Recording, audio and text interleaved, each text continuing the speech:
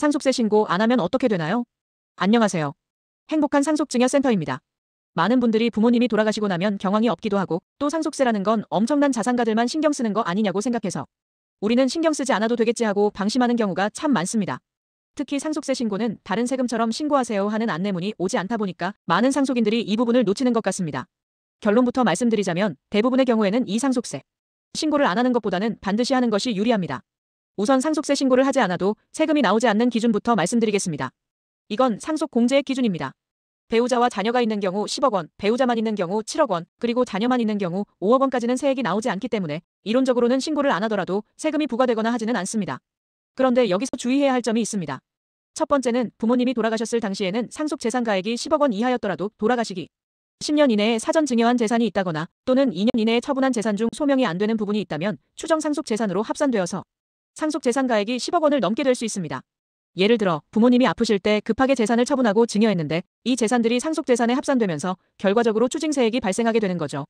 두 번째는 더 심각할 수 있습니다. 상속재산보다 채무, 즉 빚이 더 많은 상황입니다. 사실 자녀라고 하더라도 부모님의 재산 상황을 정확히 모르는 경우가 대부분인데요. 상속재산보다 채무가 더 많은 상황인데도 불구하고 그냥 무방비 상태로 있다가 상속폭이나 한정승인 같은 절차를 밟지 못해서 부모님의 빚까지 떠안게 되는 경우가 발생할 수 있습니다. 정확한 신고를 통해 이 부분을 확인하고 적극적으로 대응해야 합니다. 마지막으로 상속받은 재산을 추후에 처분 양도하는 것까지 고려한다면 상속세 신고를 하는 것이 절대적으로 절세에 유리합니다. 특히 부동산이 문제인데요. 상속세 신고를 하지 않으면 과세관청에서는 그 재산을 낮은 금액인 기준시가로 평가하게 됩니다. 예를 들어 아파트의 기준시가는 5억 원인데 시세는 7억 원이라고 해보겠습니다. 상속세 신고를 안 하면 취득가액은 5억 원으로 결정됩니다. 이 아파트를 나중에 8억 원에 팔았다고 가정하면 8억 원에서 5억 원을 뺀 3억 원에 대해 양도소득세가 부과되는데 이 세금이 약 9,400만 원이나 됩니다. 하지만 상속 개시 당시에 감정평가를 받아 7억 원으로 상속세 신고를 했다고 해보겠습니다.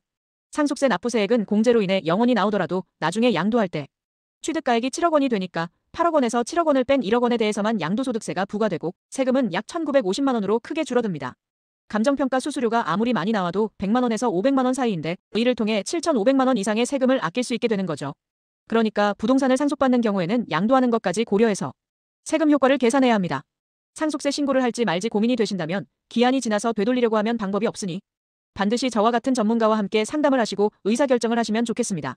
이상 행복한 상속증여센터였습니다. 감사합니다. 구독과 알림 설정을 하시면 더욱 빠르게 최신 정보를 받아보실 수 있습니다.